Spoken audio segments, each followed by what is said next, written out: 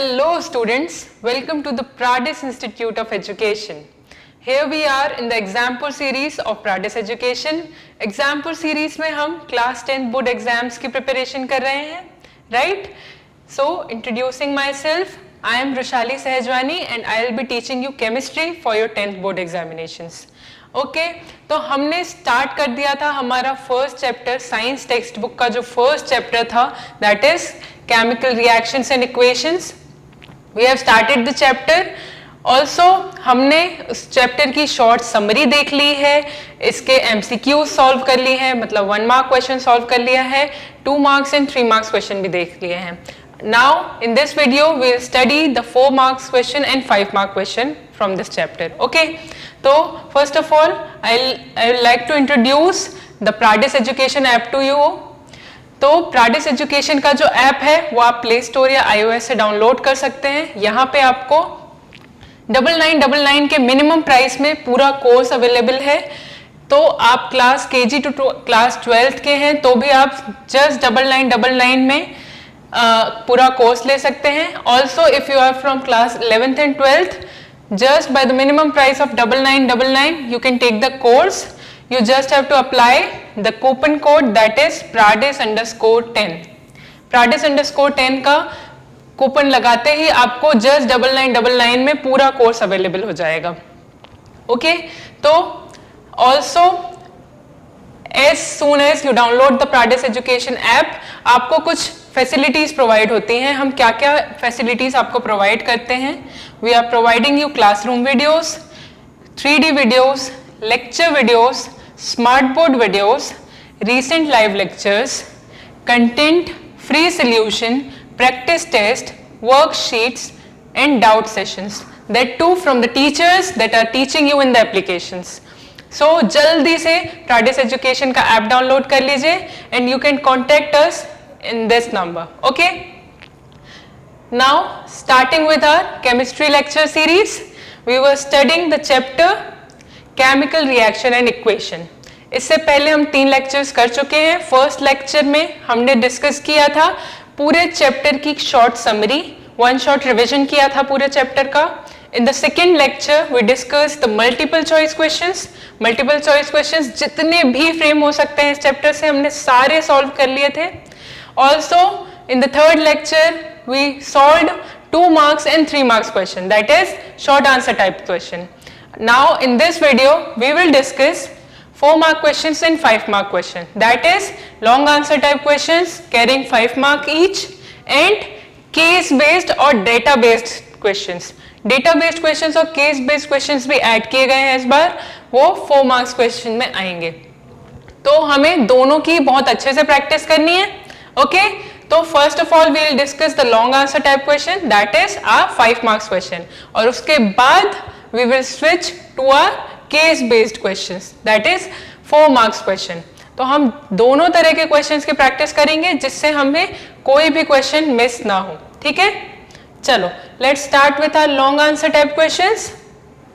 First question is, चलो सबसे main काम क्या होता है जब भी आपको 5 मार्क क्वेश्चन दिया जाए, तो since it is carrying the highest weightage in our paper, तो हमें सबसे पहले तो आराम से क्वेश्चन को बहुत अच्छे से रीड करना चाहिए कि क्वेश्चन क्या पूछ रहा है. कई बार क्या होता है कि हम 5 मार्क्स क्योंकि सबसे ज्यादा वेटेज रखता है उसका जजमेंट नहीं कर पाते हैं. हम या तो बहुत छोटा आंसर लिख के आ जाते हैं या फिर हम बहुत ज्यादा आंसर लिख के आ जाते हैं. दोनों ही केस में हमारा लॉस है.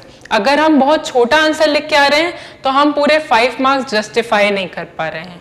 और ऑल्सो इफ हम बहुत बड़ा आंसर लिख के आ रहे हैं तो हमें बाकी क्वेश्चन सॉल्व करने के लिए टाइम नहीं बच पाता है ना. तो हमेशा क्वेश्चन को आराम से रीड करना है और देखना है कि क्या बोल रहा है क्वेश्चन, कितनी चीजें पूछी हुई हैं हमसे. अगर हम उससे ज्यादा एक्सप्लेन करेंगे तो हमें कोई ज्यादा नंबर नहीं मिलेंगे. ऑब्वियसली जितना वेटेज उस पॉइंट का है, उस मार्क का है, उससे ज्यादा मार्क हमें नहीं मिलेगा. तो ज्यादा लिखने से भी फायदा नहीं है. और अगर जितना पूछा है हम उससे कम लिखेंगे तो भी ये हमारा लॉस होगा. तो हमेशा पहले टाइम लेकर पूरा क्वेश्चन अच्छे से रीड करना होता है, उसके बाद we will write the answer.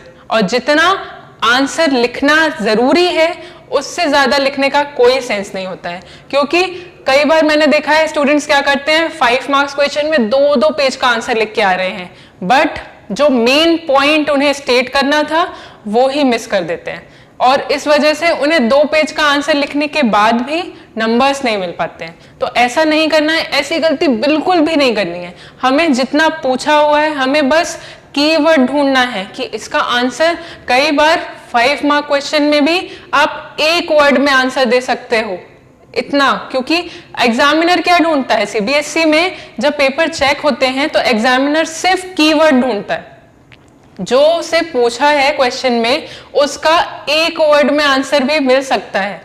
तो एग्जामिनर्स जब चेक करते हैं पेपर को तो दे सर्च फॉर द कीवर्ड्स, अगर हमने वो कीवर्ड्स स्टेट किए हैं अपने आंसर में तो will definitely get the full marks. ठीक है, तो हम ये देखेंगे कि आंसर्स कैसे लिखने हैं, कितना आंसर लिखना है, जितना पूछा है उससे ज्यादा बिल्कुल नहीं लिखना है, और जितना पूछा है उससे कम भी नहीं लिखना है। तो एज इट इज जितना आंसर होना चाहिए उतना आंसर कैसे लिखना है वो हम देखेंगे। चलो, तो first question says during the reaction of some metals with dilute hydrochloric acid following observations were made. मतलब कुछ मेटल्स की डाइल्यूट हाइड्रोक्लोरिक एसिड के साथ जब रिएक्शन कराई गई तो कुछ ऑब्जर्वेशंस मिले। First observation is silver metal does not show any change. पहला क्या ऑब्जर्वेशन था कि सिल्वर मेटल में कोई चेंज नहीं मिला। Second observation was the temperature of the reaction mixture rises when aluminium is added. मतलब जो रिएक्शन मिक्सचर का टेम्परेचर था, रिएक्शन मिक्सचर क्या है हमारा, that is aluminium metal which is reacting with dilute hydrochloric acid. तो ये हमारा रिएक्शन मिक्सचर था। जैसे ही हमने हाइड्रोक्लोरिक एसिड में एल्यूमिनियम डाला तो टेम्परेचर जो था रिएक्शन मिक्सचर का वो बढ़ गया। ठीक है, थर्ड पॉइंट इज सेइंग कि the reaction of sodium metal is found to be highly explosive. It is saying कि as soon as we add sodium metal to our solution, reaction mixture जो है वो highly explosive हो जाता है। तो reaction जो है it is highly explosive in case of sodium metal. Fourth observation is some bubbles of a gas are seen when lead is reacted with the acid. और fourth observation क्या कह रहा है कि जब हमने लेड ऐड किया हाइड्रोक्लोरिक एसिड में तो हमें कुछ सर्टेन गैस के बबल्स दिखे। अब हमें सारे ऑब्जर्वेशंस को जस्टिफाई करना है विद सुटेबल रीजंस। तो पहले तो ये जो रिएक्शन है हमारी, रिएक्शन मिक्सचर जो है हमारा, that is metal is reacting with hydrochloric acid. ये हमें क्या बताना चाह रहा है? तो हमने बहुत बार पढ़ा है कि whenever acid reacts with any metal, say I am taking zinc, any active metal, when reacts with an acid, what happens? Metal forms its salt, तो metal का salt बनता है। say I am taking an acid, dilute hydrochloric acid is given, तो dilute hydrochloric acid की मैं reaction करा रही हूँ with any other metal, not from this observation, I am taking any other metal, say zinc। तो zinc की जब hydrochloric acid से रिएक्शन होती है तो क्या होता है, जिंक अपना सॉल्ट बना लेता है, और हमेशा जब भी एसिड की किसी मेटल के साथ रिएक्शन होती है तो हाइड्रोजन गैस रिलीज होती है, तो हाइड्रोजन गैस रिलीज होगी। अब हमें पता है कि इन चारों ऑब्जर्वेशन में मेटल की रिएक्शन किससे हो रही है, एसिड से। तो हमें इतना तो पता है कि कौन सी गैस रिलीज होगी हर बार, हाइड्रोजन गैस रिलीज होगी।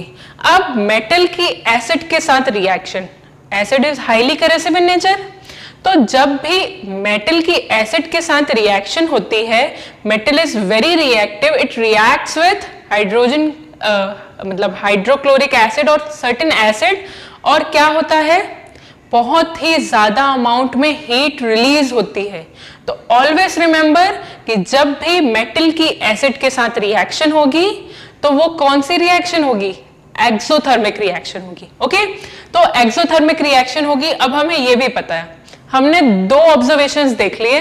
फर्स्ट इज कि हाइड्रोजन गैस रिलीज होगी, दूसरा ऑब्जर्वेशन था कि एक्सोथर्मिक रिएक्शन होगी। ठीक है, और हमेशा वो ही मेटल एसिड के साथ रिएक्ट कर सकता है जो हाइड्रोजन से ज्यादा रिएक्टिव हो।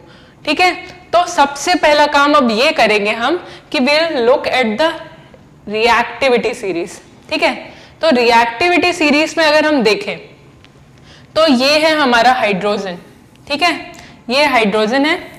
हाइड्रोजन के नीचे के जो एलिमेंट्स हैं, जितने भी मेटल्स हैं, से सिल्वर, कॉपर, मर्क्यूरी, ये सब हाइड्रोजन को एसिड से रिमूव नहीं कर सकते। They can't displace hydrogen from acid, और वो अपना सॉल्ट नहीं बना सकते। तो ऑब्वियसली अगर मैं एसिड में सिल्वर डालूंगी या कॉपर डालूंगी तो कोई भी रिएक्शन नहीं देखने मिलेगी मुझे। ठीक है, उसके बाद अगर मैं हाइड्रोजन से ज्यादा रिएक्टिव मेटल से जिंक, आयरन, एल्यूमिनियम की बात की गई थी, तो एल्यूमिनियम, सोडियम। अब सोडियम क्या है? Sodium is one of the most reactive metal. तो जब बहुत ज्यादा रिएक्टिव मेटल होगा और उसकी रिएक्शन अगर हम एसिड के साथ करा रहे हैं, which is already corrosive in nature, acid already corrosive in nature है। ठीक है, एसिड को हम ऐसे ही हैंडल नहीं कर सकते, it should be handled properly with so many precautions, है ना। और फिर उसके साथ हम मोस्ट रिएक्टिव मेटल की रिएक्शन करा रहे हैं, तो क्या होगा? बहुत ही ज्यादा एक्सप्लोसिव रिएक्शन हो सकती है, वो बहुत ही ज्यादा डेंजरस रिएक्शन हो सकती है वो, है ना। तो सोडियम मेटल में ये होता है। Aluminium is also reactive than metal, reactive than hydrogen. ठीक है, तो अभी हमें रिएक्टिविटी सीरीज से इतना पता चल गया कि हमारे पास किस किस की बात की गई थी इन आवर ऑब्जर्वेशन। हमें फर्स्ट ऑब्जर्वेशन में सिल्वर की बात की गई थी, which is less reactive than hydrogen. दूसरी हमें बात की गई थी एल्यूमिनियम की, सोडियम की और लेड की। Lead is also more reactive than hydrogen. तो अब देखते हैं कि क्वेश्चंस क्या पूछ रहे हैं हमसे। ऑब्जर्वेशंस क्या थी? First observation was silver metal does not show any change. Silver metal कोई चेंज शो नहीं करता है। अब ऐसा क्यों? इसलिए क्योंकि silver is already less reactive than hydrogen. हमने अभी रिएक्टिविटी सीरीज में देखा, silver is already less reactive than hydrogen, तो वो एसिड से डिस्प्लेस नहीं करेगा, वो अपना सॉल्ट नहीं बना पाएगा। ठीक है, तो इसलिए silver does not show any change. Second observation is the temperature of the reaction mixture rises when aluminium is added. तो हमें पता है कि aluminium is more reactive than hydrogen. तो obviously जैसे ही aluminium की एसिड के साथ रिएक्शन होगी, it will be a exothermic reaction. aluminium अपना सॉल्ट बनाएगा और हाइड्रोजन गैस रिलीज होगी। तो टेम्परेचर अगर बढ़ रहा है तो उसका रीजन क्या है? Since it is an exothermic reaction. तो सिंपल अगर आप ये लिख दो कि silver is less reactive than hydrogen, तो आपको फर्स्ट ऑब्जर्वेशन में पूरे मार्क्स मिल जाएंगे। सेकेंड रिएक्शन में आपको बस इतना स्टेट करना है कि aluminium is more reactive than hydrogen, और क्या होगा? यहाँ पे एक एक्सोथर्मिक रिएक्शन होगी। तो अगर आपने एक्सोथर्मिक रिएक्शन स्टेट कर दिया, आपको उस पॉइंट के पूरे मार्क्स मिल जाएंगे। मैंने क्या कहा था? सिर्फ कीवर्ड्स ढूंढते हैं एग्जामिनर, उनके पास पूरा सेंटेंस रीड करने का हर एक बच्चे के लिए इतना टाइम होता नहीं है। They just search for the keywords. अगर कीवर्ड स्टेट किए हैं तो आपको नंबर मिलेंगे ही। ठीक है, third observation is saying the reaction of sodium metal is found to be highly explosive. तो अभी मैंने बोला कि sodium metal is already very reactive and it is reacting with an acid which is already corrosive in nature. तो जब इन दोनों ही reactive substances की जब रिएक्शन कराई जाएगी तो obviously it would be highly explosive, देखो क्योंकि पहले ही दोनों रिएक्टिव हैं प्लस एक एक्सोथर्मिक रिएक्शन होती है। कभी भी किसी रिएक्टिव मेटल की एसिड के साथ एक्सोथर्मिक रिएक्शन होती है तो बहुत लार्ज अमाउंट में हीट रिलीज होगी, लार्ज अमाउंट में हीट रिलीज होगी तो इसलिए it will be highly explosive. ठीक है, तो वी हैव टू स्टेट कि sodium metal is more reactive metal, ठीक है, and it is reacting with an acid, तो बहुत ही ज्यादा एक्सोथर्मिक, हाईली एक्सोथर्मिक रिएक्शन होगी यहां पे और thus it is highly explosive. ठीक है, फोर्थ ऑब्जर्वेशन हमसे कह रहा है कि some bubbles of gas are seen when lead is reacted with acid. तो क्या होता है, हमें ये तो पता है कि lead is more reactive than hydrogen और हमें पता है कि रिएक्शन क्या हो रही है, कभी भी जब मेटल की एसिड से रिएक्शन होती है तो क्या निकलती है, हाइड्रोजन गैस। तो हाइड्रोजन गैस के बबल्स हमें रिएक्शन मिक्सचर में देखने मिलते हैं। तो some bubbles of gas are seen when lead is reacted with acid, तो वो बबल्स किस गैस के हैं, they are of hydrogen gas. ठीक है, क्लियर था ये आंसर। चलो फिर देख लेते हैं कि इसे लिखना कैसे है। तो फर्स्ट स्टेटमेंट का जस्टिफिकेशन कैसे देना है हमें, silver being a less reactive metal than hydrogen does not displace hydrogen from HCl। क्या लिखा है हमने कि silver is being less reactive than hydrogen, it does not displaces hydrogen from HCl। Second कह रहा है हमें the temperature of reaction mixture rises when aluminium is added because it is an exothermic reaction. Exothermic reaction आपने state किया और आपको पूरे numbers ऐसे ही मिल जाएंगे। ठीक है, third point is reaction of sodium metal is found to be highly explosive because it is an exothermic reaction, है ना, क्योंकि ये भी एक एक्सोथर्मिक रिएक्शन है, highly exothermic reaction. Fourth is when lead is treated with hydrochloric acid bubbles of hydrogen gas are revolved. तो हमें क्या स्टेट करना है कि वो बबल्स किसके हैं, bubbles of hydrogen gas are revolved. और अपना आंसर जस्टिफाई करने के लिए भी हम रिएक्शन स्टेट कर सकते हैं।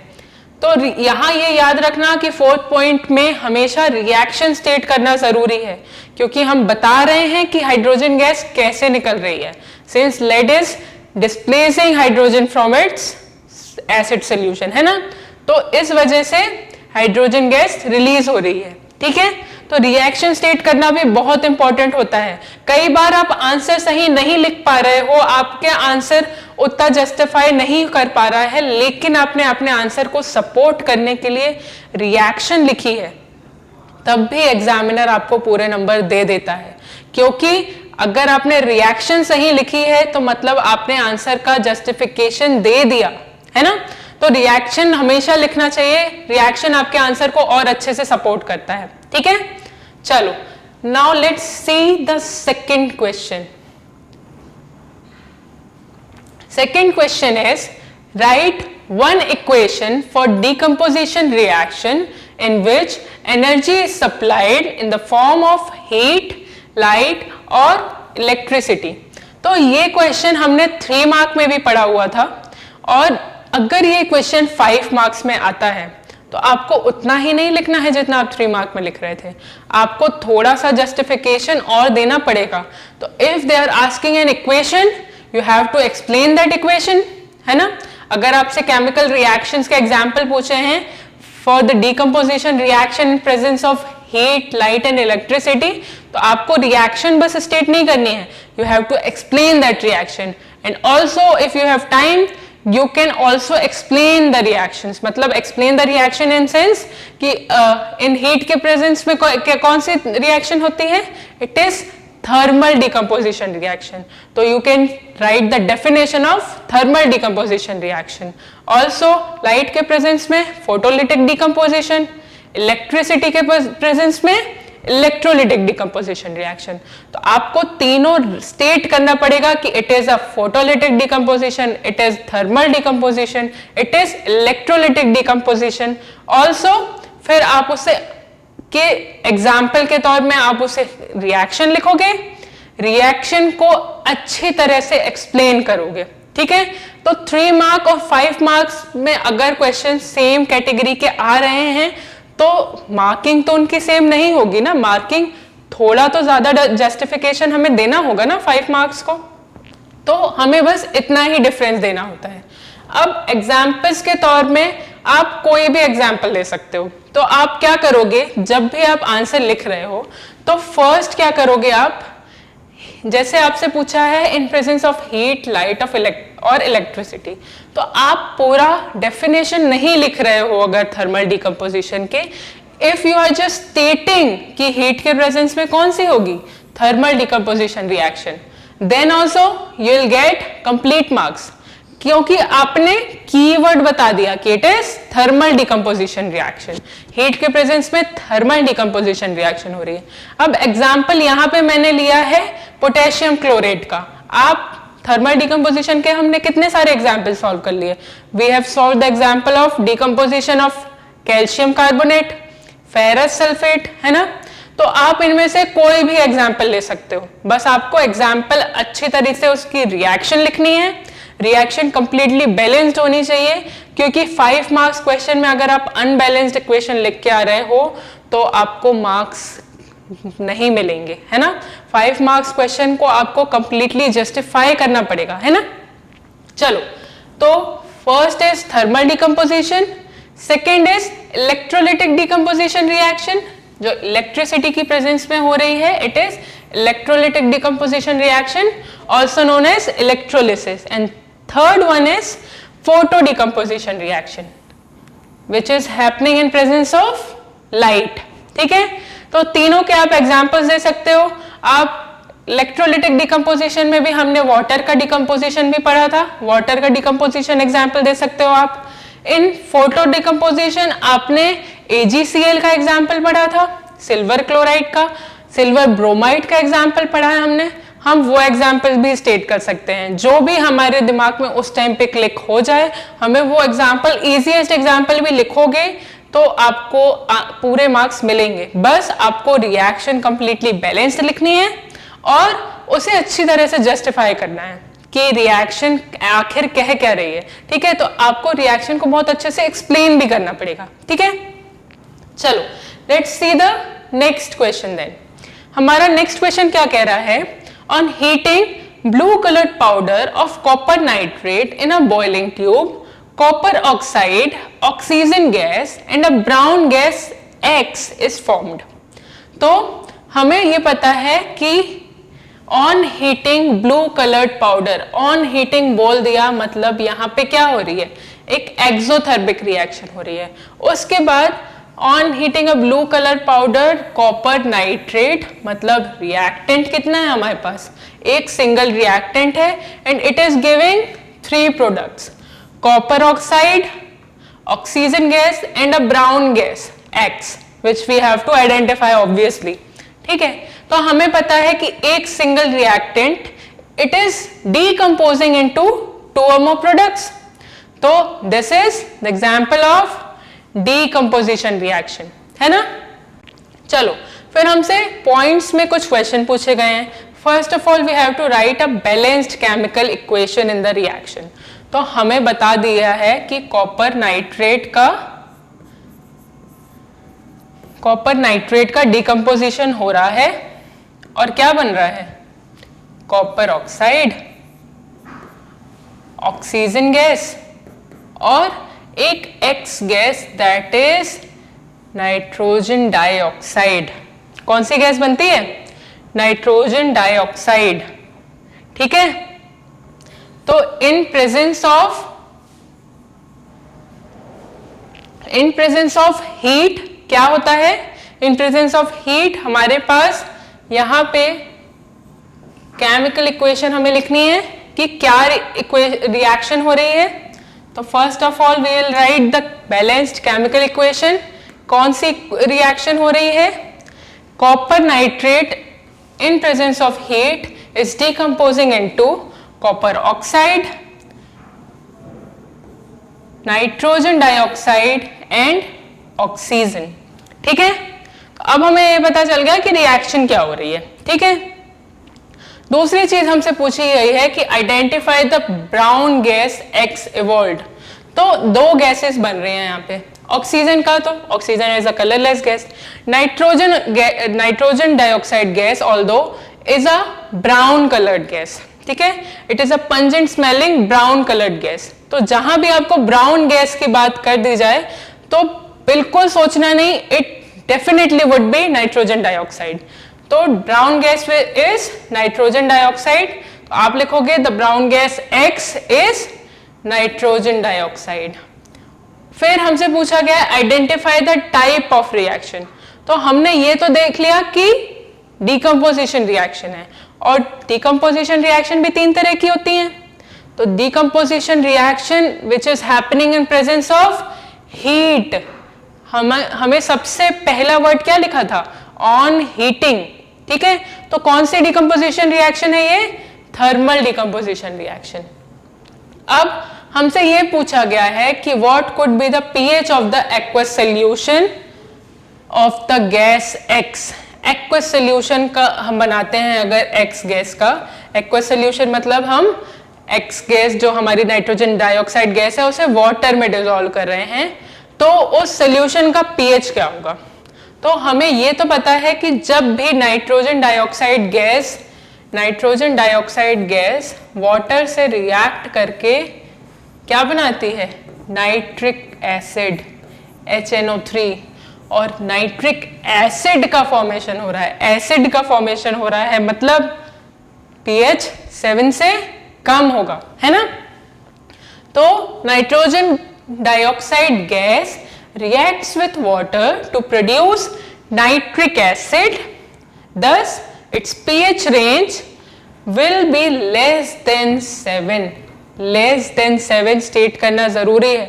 आपसे एग्जैक्ट पीएच नहीं पूछा है, आपसे पीएच रेंज बतानी है आपको, तो pH range will be less than 7। Acid का फॉर्मेशन मतलब डेफिनेटली लेस देन 7। ओके, चलो, तो ये तो बहुत ही इजी क्वेश्चन था, और देख रहे हो आप 5 मार्क्स में भी बहुत इजी क्वेश्चंस आते हैं। बस अगर आपका कॉन्सेप्ट क्लियर है, अगर आपको पता है कि यहाँ पे कौन सा फिनोमेना हो रहा है, अगर आप रिएक्शन आइडेंटिफाई कर पा रहे हो, तो आपको आंसर देने में बिल्कुल भी प्रॉब्लम नहीं होगी। बहुत इजीली आप 5 मार्क्स क्वेश्चन को कंप्लीटली आंसर कर सकते हो, और आपने अगर पॉइंट सही सही लिख लिए तो आपको कंप्लीट 5 मार्क्स मिलते भी हैं, ठीक है। चलो, तो let's see the next question. Next question is, what is a double displacement reaction? Explain with an example. हमसे पूछा है डबल डिस्प्लेसमेंट रिएक्शन क्या होती है, and we have to explain it with an example. तो अगर हम मार्किंग स्कीम देखें इस क्वेश्चन की, तो हमसे एक ही पॉइंट में 2 क्वेश्चन पूछे गए हैं। डबल डिस्प्लेसमेंट रिएक्शन भी बताना है और एक एग्जाम्पल भी बताना है। एग्जाम्पल मतलब कोई एक रिएक्शन बतानी है, रिएक्शन जो कि कंप्लीटली बैलेंस्ड हो, क्योंकि इस पॉइंट में हमें 1 मार्क डेफिनेशन का मिलेगा और 1 मार्क पूरा एग्जाम्पल का मिलेगा, और 1 मार्क वो इजीली नहीं मिलेगा, हमें कंप्लीटली बैलेंस्ड इक्वेशन बतानी होगी, है ना। अब सेकेंड पॉइंट क्या कह रहा है, a small amount of quicklime is added to water in a beaker. Small amount of quicklime is CaO, calcium oxide, है ना। It is added in a beaker with water, ठीक है। तो क्या हो रहा है, हमसे सिर्फ हमें ये तो बता दिया कि किसके किसके रिएक्शन हो रही है, calcium oxide is reacting with water, और हमें पता है कि कैल्शियम ऑक्साइड की वाटर से जब भी रिएक्शन होती है तो क्या बनता है, कैल्शियम हाइड्रोक्साइड। तो हमें बस पूछा है कि name and define the type of reaction that has taken place. तो calcium oxide is reacting with water to give calcium hydroxide, मतलब 2 रिएक्टेंट एक प्रोडक्ट बना रहे हैं, तो इट इज कॉम्बिनेशन रिएक्शन। तो हमें रिएक्शन लिखनी है और उसका टाइप बताना है। फिर right balanced chemical equation for the above reaction and the chemical name of the product formed।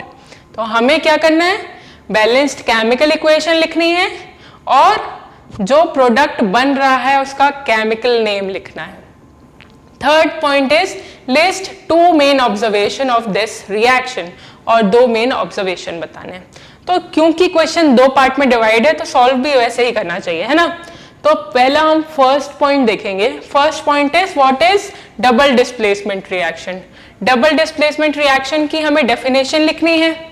In a double displacement reaction 2 compounds react by exchanging their ions and form 2 new compounds।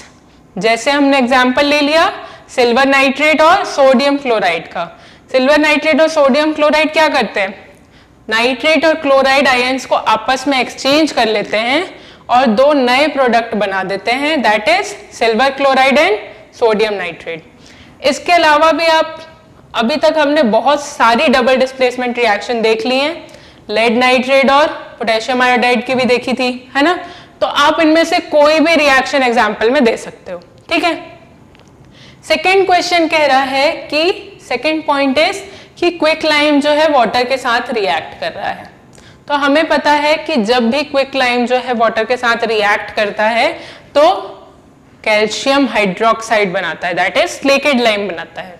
तो पहली बात तो 2 reactant मिलके एक product बना रहे हैं, तो कौन से रिएक्शन है ये, कॉम्बिनेशन रिएक्शन। तो फर्स्ट क्वेश्चन में हमें पूछा था कि नेम द रिएक्शन और उसे एक्सप्लेन करना है। तो हम क्या करेंगे, कॉम्बिनेशन रिएक्शन स्टेट करेंगे और फिर कॉम्बिनेशन रिएक्शन की डेफिनेशन लिखेंगे। अब कॉम्बिनेशन रिएक्शन की डेफिनेशन क्या है, the reaction in which 2 or more reactants combine to form a single product is known as a combination reaction। दूसरी चीज हमसे पूछी गई थी कि we have to write the balanced chemical equation, और जो प्रोडक्ट बन रहा है उसका केमिकल नेम लिखना है। तो हमें पता है कि जो प्रोडक्ट बनता है इस रिएक्शन में इट इज कैल्शियम हाइड्रोक्साइड, जैसे हम स्लेकेड लाइम भी बोलते हैं। तो अगर केमिकल नेम पूछा है, केमिकल फॉर्मूला पूछा है, तो आप कैल्शियम हाइड्रोक्साइड लिखोगे, ठीक है।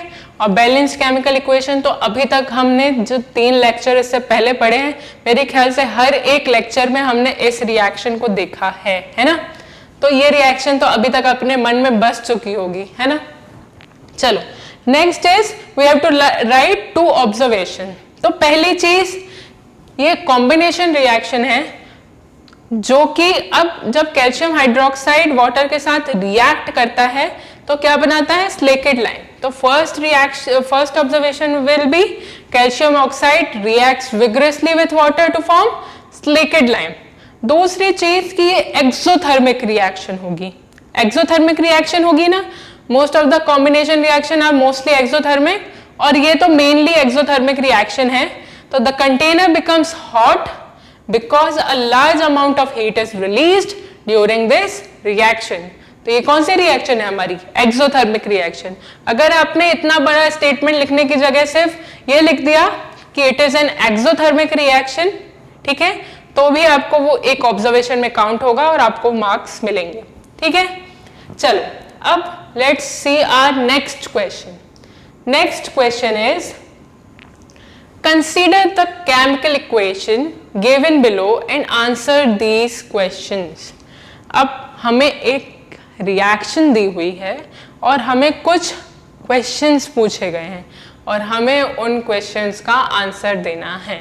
मतलब ये भी कैसा एक क्वेश्चन है, ऑब्जर्वेशन बेस्ड क्वेश्चन है। हमें रिएक्शन को ऑब्जर्व करना है और फिर आंसर्स देने हैं। तो फर्स्ट ऑफ ऑल पहले तो हम देखते हैं कि रिएक्शन क्या दी हुई है। Copper oxide is reacting with hydrogen to give copper and water।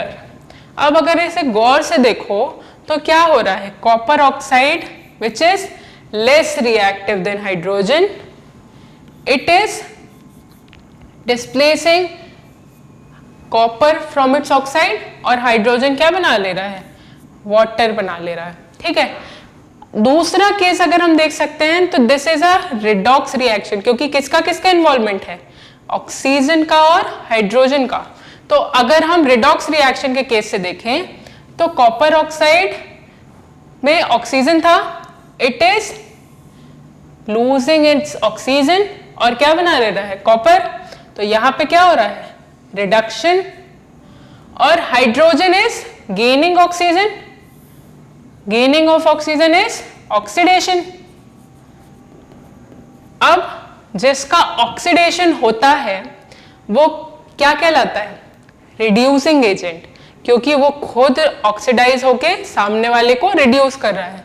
तो जिसका ऑक्सीडेशन हुआ है हाइड्रोजन का, वो हुआ हमारा रिड्यूसिंग एजेंट, और जिसका रिडक्शन हुआ है वो हुआ हमारा oxidising agent.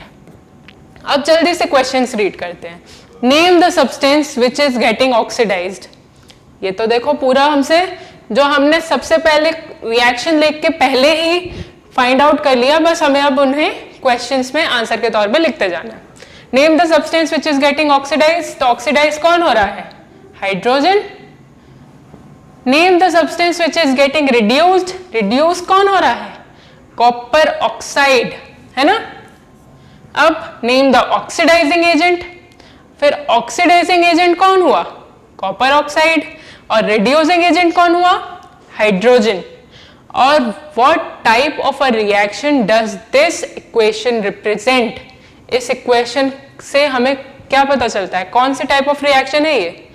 It is a redox reaction, also it is N displacement reaction. ठीक है, तो दोनों स्टेट करेंगे आप, रेडॉक्स रिएक्शन भी है ये और डिस्प्लेसमेंट रिएक्शन का भी एग्जाम्पल है। ठीक है, चलो फिर आंसर्स देख लेते हैं करेक्ट है कि नहीं।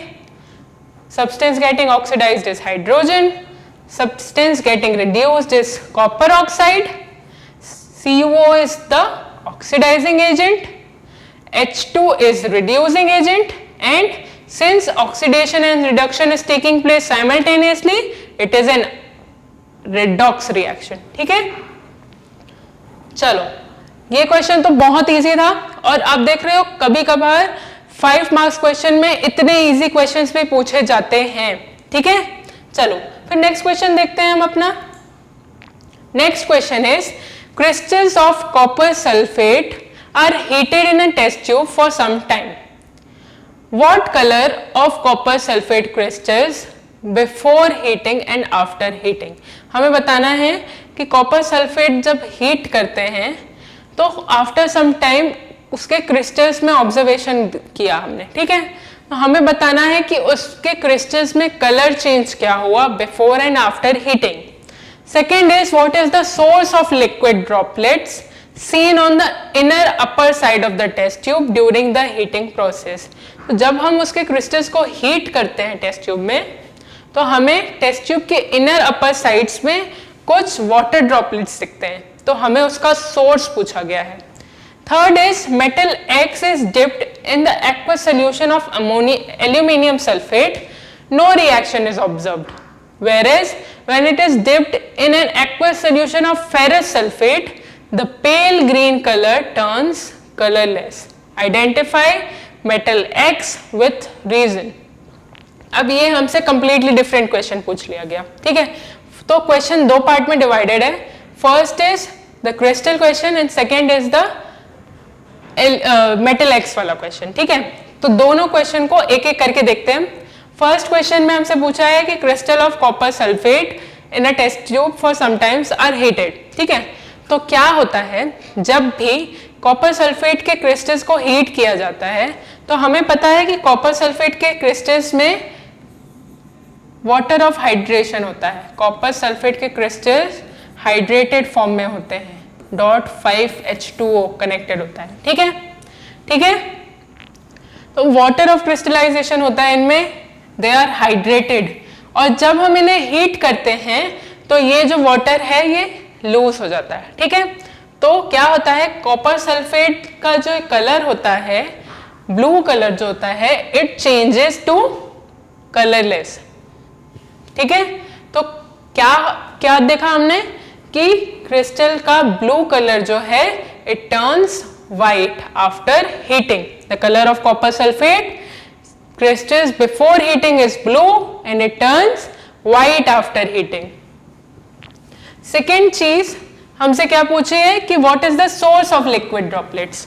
तो the liquid droplets are actually water droplets. जो लिक्विड ड्रॉपलेट्स हैं वो वाटर ड्रॉपलेट्स हैं, और the source of water droplets is the water of crystallization of hydrated copper sulphate crystals.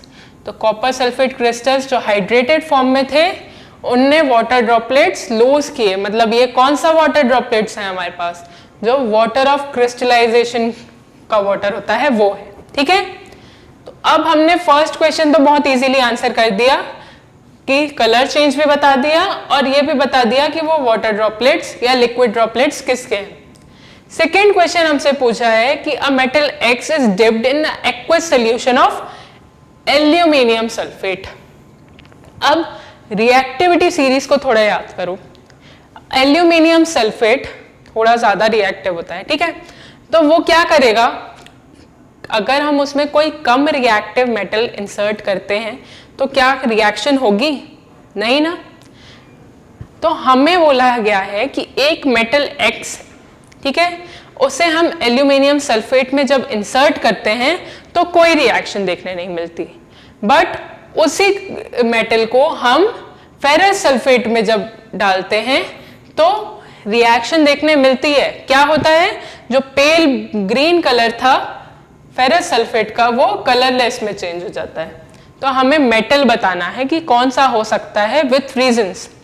तो हमें पता है कि आयरन से ज्यादा रिएक्टिव मेटल होता है जिंक, ठीक है, और वो एल्यूमिनियम से कम रिएक्टिव होता है। अब जिंक ही क्यों ले रही हूं मैं, क्योंकि मुझे इतना पता है कि जब रिएक्शन आयरन सल्फेट के साथ हो रही है तो पेल ग्रीन से कलरलेस सोल्यूशन बन रहा है और colourless solution generally zinc sulphate का होता है, ठीक है। तो जब भी आयरन सल्फेट में जिंक डाला जाता है तो pale green colour turns to colourless due to the formation of zinc sulphate. Also zinc is less reactive than aluminium, तो एल्यूमिनियम सल्फेट से वो रिप्लेस नहीं कर सकता। तो हमें इतना भी पता है कि यहाँ पे एल्यूमिनियम सल्फेट के साथ कोई रिएक्शन नहीं होगी। तो लेट्स सी कि how will write the answer. When metal x is dipped in the aqueous solution of aluminium sulfate, no reaction is observed.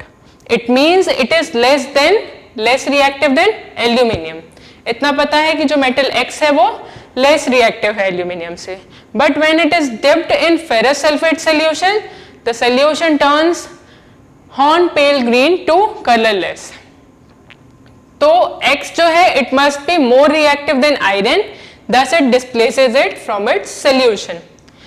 तो इस इन्फ्रेंस से हमने क्या निकाला, क्या इन्फ्रेंस निकाला हमने इससे कि X must be zinc, क्योंकि it reacts with ferrous sulfate to form colorless zinc sulfate solution by displacing iron, ठीक है। तो हमें अब पता है कि the metal X is zinc, ठीक है। इजी क्वेश्चन था। और आप देखोगे कि displacement reaction, combination reaction, decomposition reaction, इनसे most of the questions frame होते हैं। मेनली अगर हम 5 मार्क क्वेश्चन की मैं बात करूं तो वो टाइप्स ऑफ रिएक्शन से ही फ्रेम होते हैं।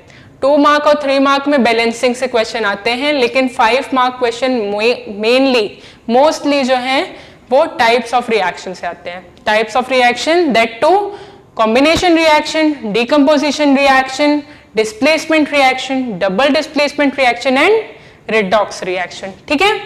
चलो फिर नेक्स्ट क्वेश्चन देखते हैं। Next question is what happens when a piece of zinc metal is added to copper sulphate solution. Zinc metal हम किस में ऐड कर रहे हैं? कॉपर सल्फेट सॉल्यूशन में। Second is aluminium metal is added to dilute hydrochloric acid. Third is silver metal is added to copper sulfate solution. अब ये question ऐसा है कि ये एग्जामिनर में कभी कभार डिपेंड करता है कि या तो वो कुछ पॉइंट्स बढ़ा के इसे 5 मार्क्स में दे दे या वो 3 मार्क्स में दे दे, ठीक है। और अगर एग्जामिनर को थोड़ा लूज आंसर चाहिए तो वो 3 ही पॉइंट्स 5 मार्क्स में भी दे देता है, ठीक है। तो ये क्वेश्चन आप 3 मार्क के लिए भी लिख सकते हो और 5 मार्क में भी काउंट कर सकते हो, ठीक है। तो क्या कह रहा है? First is zinc metal is added to copper sulphate solution. अभी मैंने कहा कि सबसे ज्यादा क्वेश्चंस कहां से फ्रेम होते हैं? टाइप्स ऑफ रिएक्शन से, और ये वही है। जिंक मेटल को अगर मैं कॉपर सल्फेट सॉल्यूशन में डालती हूं तो जिंक मेटल क्या करता है? Since it is more reactive than copper, zinc जो है it is more reactive than copper, तो वो क्या करेगा, कॉपर सल्फेट को उसके सोल्यूशन से डिस्प्लेस कर देगा और कौन सा सोल्यूशन बना लेगा, जिंक सल्फेट का। तो ये हमें पता है कि यहाँ पे कौन सी रिएक्शन होगी, displacement reaction. Second is aluminium metal is added to dilute hydrochloric acid. तो हमें पता था, हमने अभी भी पढ़ा है कि जब भी किसी एक्टिव मेटल की एसिड के साथ रिएक्शन होती है तो क्या होता है, मेटल अपना सॉल्ट बना लेता है और हाइड्रोजन गैस रिलीज होती है। और एल्यूमिनियम तो obviously it is more reactive than hydrogen, तो यहाँ पे तो ये रिएक्शन होगी ही, and this reaction will be an exothermic reaction. Okay, तो डिस्प्लेसमेंट रिएक्शन तो है ही, but it is also an exothermic reaction, मतलब बहुत ही लार्ज अमाउंट में हीट भी रिलीज होगी इस रिएक्शन में। ठीक है। Third question is silver metal is added to copper sulphate solution. Silver metal जो है it is less reactive than copper, silver is less reactive than copper. तो कोई चेंज देखने मिलेगा, जब सिल्वर ऑलरेडी कॉपर से लेस रिएक्टिव है तो हम उसे कॉपर सोल्यूशन में डालेंगे तो भी कोई रिएक्शन नहीं होगी, क्योंकि it can't displace copper from its solution. ठीक है। तो अब हमें पता है तीनों रिएक्शंस क्या हो रही हैं। We have to write the balanced chemical reaction, जो भी रिएक्शन हो रही है उनका बैलेंस्ड केमिकल इक्वेशन लिखनी है। ठीक है। और थोड़ा सा एक्सप्लेनेशन भी करना होगा क्योंकि it is asked in 5 mark. तो first answer is zinc metal is added to copper sulphate solution. इसको आप कैसे एक्सप्लेन करोगे, zinc being more reactive than copper, it displaces copper from its own solution and solution of zinc sulfate is obtained। तो आप पूरी complete balance reaction भी लिखोगे, that is zinc is reacting with copper sulfate to give zinc sulfate, और colour भी note करोगे कि copper sulphate का कलर कौन सा होता है, it is blue in colour, but zinc sulphate is colourless. ठीक है। सेकेंड वन वॉज एल्यूमिनियम की रिएक्शन। तो एल्यूमिनियम की रिएक्शन जब होती है तो aluminium being more reactive, it displaces hydrogen from dilute hydrochloric acid solution and hydrogen gas is evolved. Third is silver metal being less reactive than copper can not displace copper from its salt solution और thus no reaction occurs. तो ऐसे लिखते हैं जब कोई reaction नहीं होती है तो no reaction occurs। okay, चलो next question is on adding a drop of barium chloride solution to an aqueous solution of sodium sulfite। हम क्या कर रहे हैं, we are adding a barium chloride solution to aqueous solution of sodium sulfite, a white precipitate is obtained। we have to write a balanced chemical equation of the reaction involved। हमें balanced chemical equation लिखनी है। दूसरी चीज हमसे पूछी है what other names can be given to this precipitation reaction. तो इस प्रेसिपिटेशन रिएक्शन को और क्या नाम दे सकते हैं। Also on adding dilute hydrochloric acid to the reaction mixture white precipitate disappears. जैसे ही हम रिएक्शन में डाइल्यूट हाइड्रोक्लोरिक एसिड डालते हैं तो जो व्हाइट प्रेसिपिटेट बना था वो डिसअपीयर हो जाता है। तो हमें उसका रीजन भी बताना है। तो first answer is on adding a drop of barium chloride solution to an aqueous solution of sodium sulphide, barium sulphide is obtained which is white colour precipitate. तो हमें पता है क्या होगा यहाँ पे, दोनों जो रिएक्टेंट्स हैं they will exchange there ions, वो अपने आयंस को बस एक्सचेंज करेंगे। तो barium chloride and sodium sulphide क्या होगा, बेरियम सल्फाइड बनेगा और सोडियम क्लोराइड बनेगा। अब इस तरह के रिएक्शन को हम और क्या बोलते हैं, it is definitely a precipitation reaction क्योंकि प्रेसिपिटेट बन रहा है, but it is also an double displacement reaction. तो ये और कौन सी रिएक्शन है, it is also a double displacement reaction. तो हमसे जो दूसरा क्वेश्चन पूछा था कि what other names we can give to this reaction, it is also an double displacement reaction. Okay, third question है on adding dilute hydrochloric acid to the solution mixture white precipitate disappears why. जैसे ही हम dilute hydrochloric acid डालते हैं तो white precipitate disappear क्यों हो जाता है? When we add dilute hydrochloric acid to this reaction mixture, barium chloride, sulfur dioxide and water, क्या होता है? जो बेरियम सल्फाइड है उसमें हमने HCl डाला तो क्या बना? बेरियम क्लोराइड, सल्फर डाइऑक्साइड और वाटर। और बेरियम क्लोराइड जो होता है it is a soluble substance, तो इसीलिए व्हाइट प्रेसिपिटेट जो है वो डिसअपियर हो जाएगा। ठीक है, इजी क्वेश्चंस हैं, सारे कॉन्सेप्ट से रिलेटेड हैं, बस हमें सॉल्व करते आने चाहिए। ठीक है, चलो फिर हम अपनी नेक्स्ट कैटेगरी में आते हैं, दैट इज केस बेस्ड और डेटा बेस्ड क्वेश्चंस। अब इस कैटेगरी में क्या होता है, हमें एक पैसेज या एक केस दे दिया जाता है जिसे आपको रीड करना है और फिर सर्टेन सेट ऑफ क्वेश्चंस दिए जाते हैं जिन्हें आपको आंसर करना है। ठीक है, तो चलो पहला एग्जांपल देख लेते हैं। First question is read the following and answer any 4 questions from 1 to 5। क्योंकि 4 मार्क क्वेश्चन है, 5 क्वेश्चंस है, तो we have to answer any 4। First question is chemical reaction, a process in which one or more substances, the reactants, are converted to one or more different substances, the product. Substances are either chemical elements or compounds. A chemical reaction rearranges the constituent atoms of the reactant to create different substances as product. Study this table related to different type of reactions or processes and answer the following questions. Okay, तो हमें कुछ reactions दी हुई है। सबसे पहले तो हमें chemical reaction की definition दी हुई है कि chemical reaction होती क्या है। उसके बाद हमें कुछ reactions दी हुई हैं, combustion, photosynthesis, combination and photodecomposition, और सबके एक एक example दिए हुए हैं। बहुत ही easy examples हैं जो हम पढ़ चुके हैं, but हमें observations देखनी है। ठीक है, तो फर्स्ट जो एग्जांपल है that is magnesium plus oxygen gives magnesium dioxide and this is happening in presence of heat. ठीक है, दूसरा एग्जांपल है photosynthesis, carbon dioxide and water is converting into glucose, oxygen and water and this reaction is happening in presence of sunlight. Combination reaction में हमें कौन सा, combustion में magnesium oxygen का दिया था, कॉम्बिनेशन में iron and sulphur in presence of heat gives iron sulfide. And fourth example is of photo decomposition, silver bromide is decomposing into silver and bromide gases, bromine gases evolved. तो अब हमसे questions क्या पूछे हैं ये देखते हैं।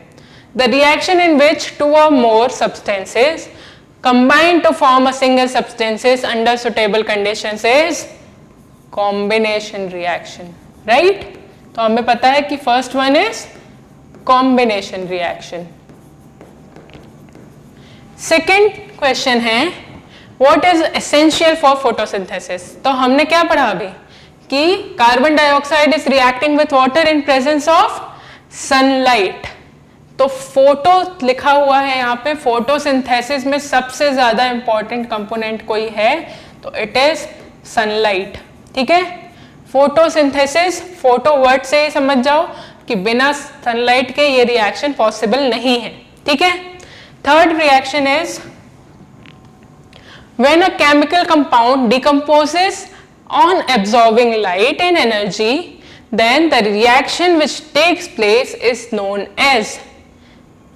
अगर कोई केमिकल कंपाउंड डिकम्पोज हो रहा है लाइट या एनर्जी एब्जॉर्ब करके, तो ऐसी रिएक्शन को हम क्या बोलते हैं, photo decomposition reaction, right. Photo decomposition reaction होती है इन प्रेजेंस ऑफ लाइट और energy. Third question, fourth question is which of the following reaction is an example of combustion reaction. अब कंबशन रिएक्शन तो हमें बताएं, कंबशन मतलब किसी चीज को जलाना इन प्रेजेंस ऑफ ऑक्सीजन। तो जहां भी आपको ऑक्सीजन दिख जाए रिएक्टेंट में वो हमारा करेक्ट आंसर होगा। ठीक है, कंबशन रिएक्शन में सबसे पहले आपको क्या सर्च करना है, ऑक्सीजन।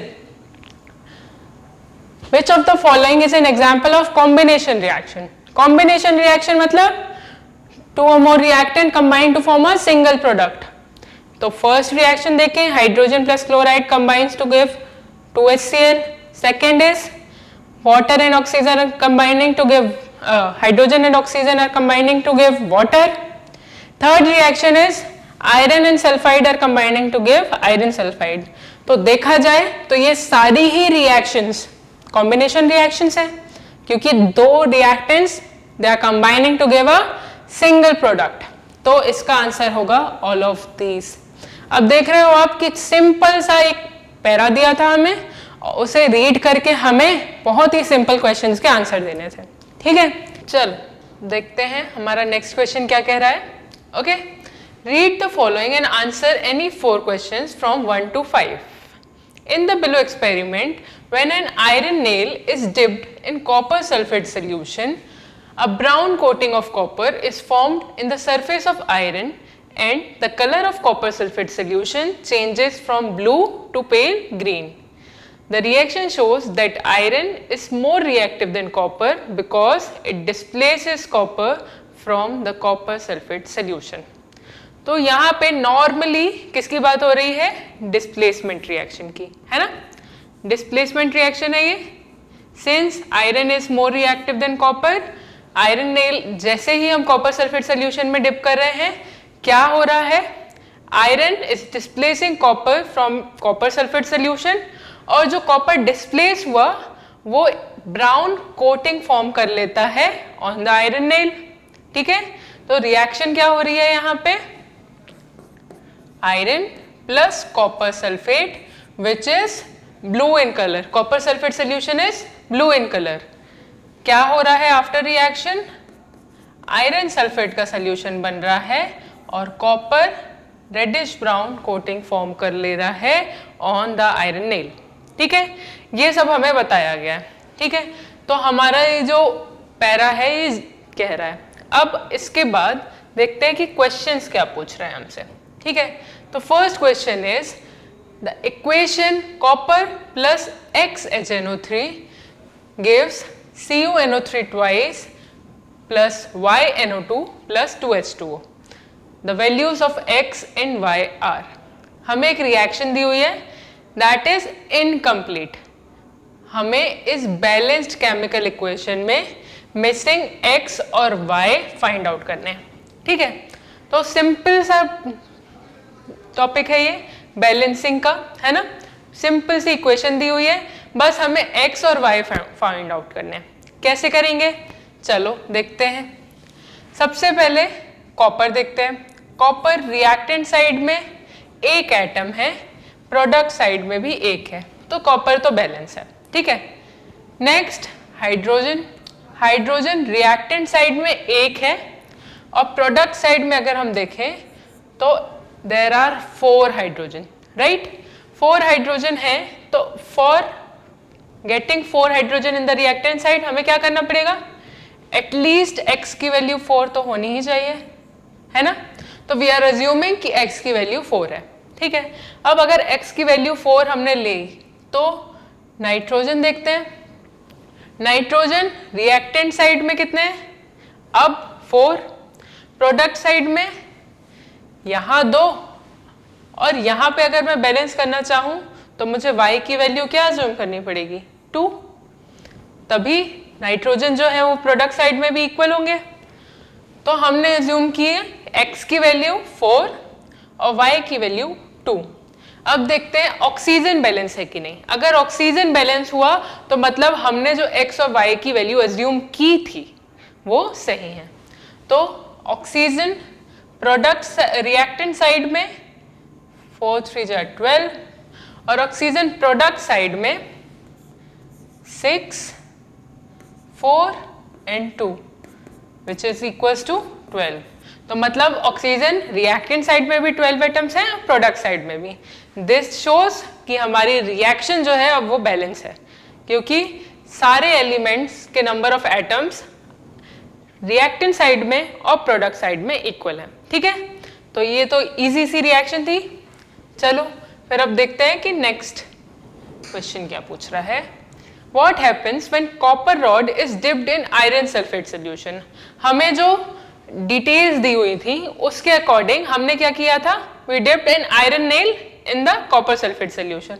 अब जस्ट अपोजिट सिनेरियो पूछा है हमसे कि what will happen when copper rod is dipped in iron sulfate solution. So we all know कि कॉपर क्या है, आयरन से लेस रिएक्टिव है। रिएक्टिविटी सीरीज में कॉपर काफी नीचे आता है कंपेयर टू आयरन, तो कॉपर रिप्लेस कर सकता है क्या आयरन को उसके सोल्यूशन से? Definitely not.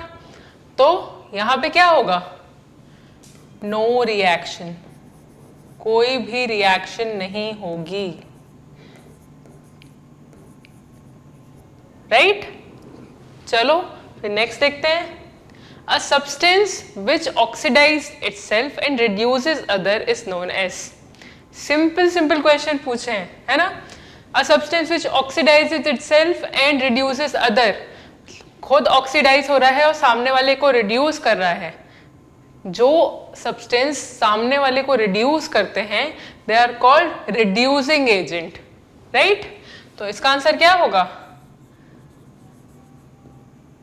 Reducing agent, right? Next, ferric oxide plus aluminium gives aluminium oxide plus iron. मतलब आयरन ऑक्साइड था हमारे पास, when it reacted with aluminium क्या मिला हमें, एल्यूमिनियम ऑक्साइड और आयरन।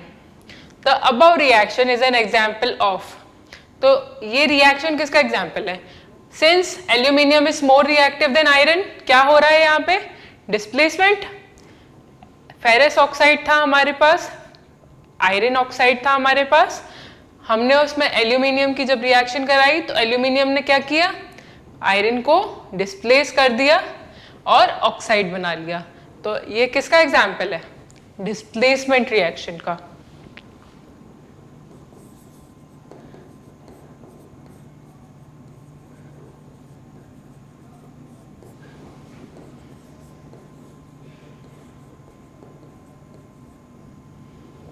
ओके चलो last, name the products formed when iron filings are heated with dilute hydrochloric acid.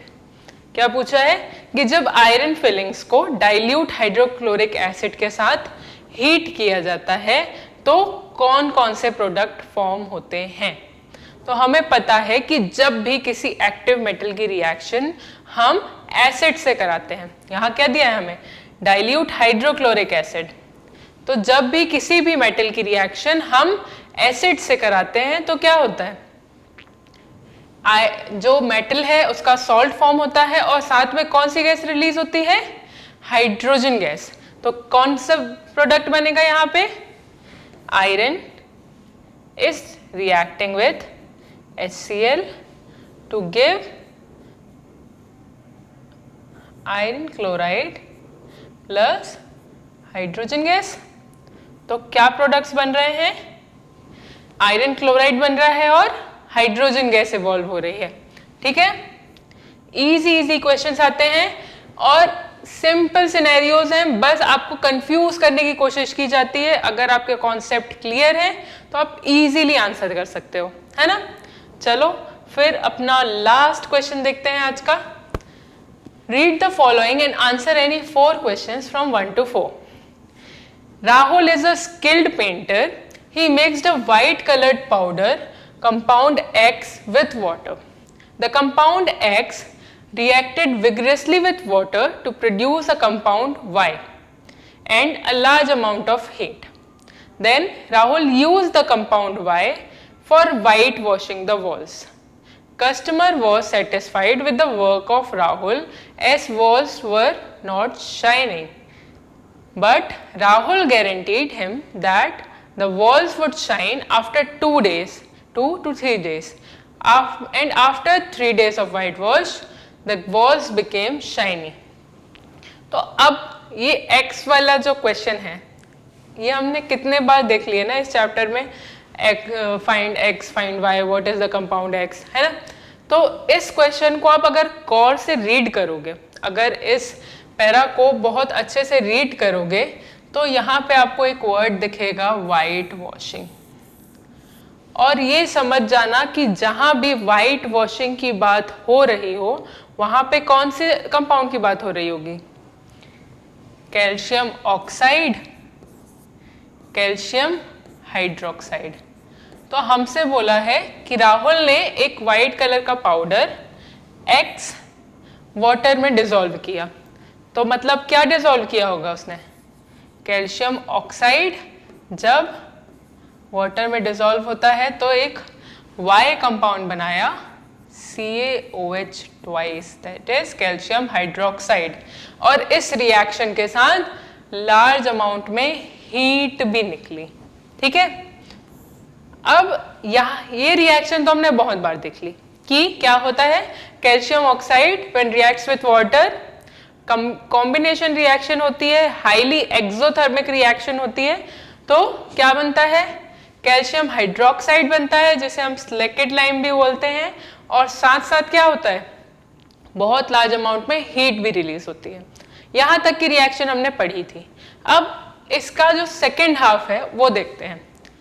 इसमें बोला है कि जब इससे कैल्शियम हाइड्रोक्साइड से वाइट वॉशिंग हुई तो कोई शाइनी फिनिश नहीं आई वॉल्स में, लेकिन after 2 to 3 days walls were shiny. तो यहाँ पे भी कोई रिएक्शन हुई होगी ना, तभी तो एक शाइनी फिनिश आई वॉल्स में आफ्टर 2 to 3 days। तो यहाँ पे कौन सी रिएक्शन होती है ये देखते हैं। यहाँ पे क्या होता है? यहाँ पे जब कैल्शियम हाइड्रोक्साइड एटमॉस्फेयर की कार्बन डाइऑक्साइड से रिएक्ट करती है तो क्या बनाती है? कैल्शियम कार्बोनेट का फॉर्मेशन होता है। और कैल्शियम कार्बोनेट की एक मिल्की सी शाइनी सी फिनिश होती है। कैल्शियम कार्बोनेट एक्चुअली प्रेसिपिटेट होता है। ठीक है, तो जब भी कैल्शियम हाइड्रोक्साइड एनवायरनमेंट की कार्बन डाइऑक्साइड से रिएक्ट करती है तो कैल्शियम कार्बोनेट का फॉर्मेशन होता है अलोंग विथ वाटर। और जो शाइनी फिनिश आती है वॉल्स में, it is because of calcium carbonate.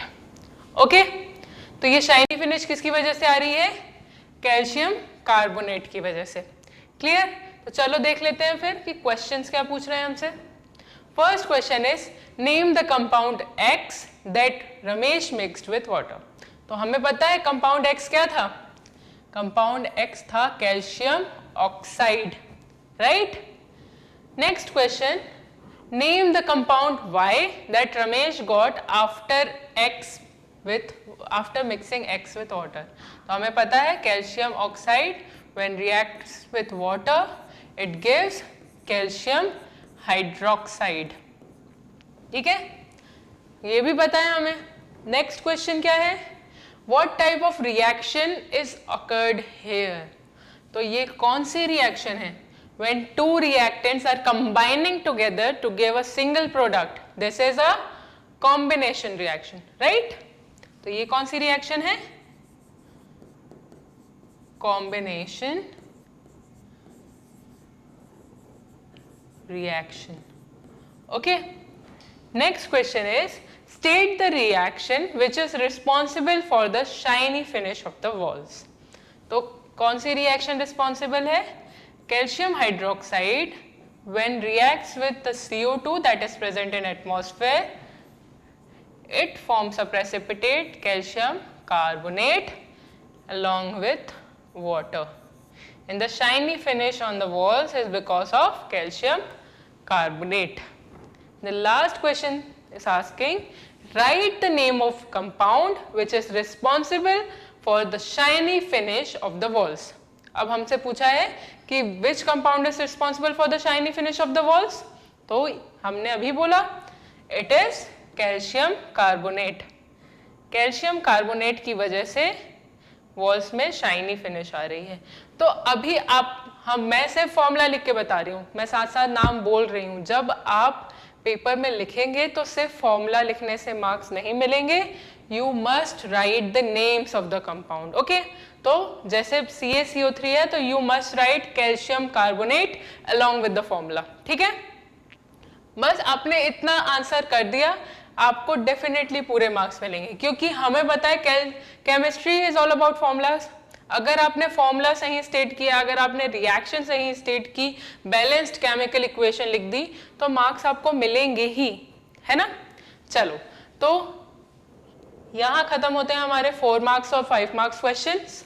अब इसके साथ साथ हमारा चैप्टर भी इस पॉइंट पे खत्म होता है।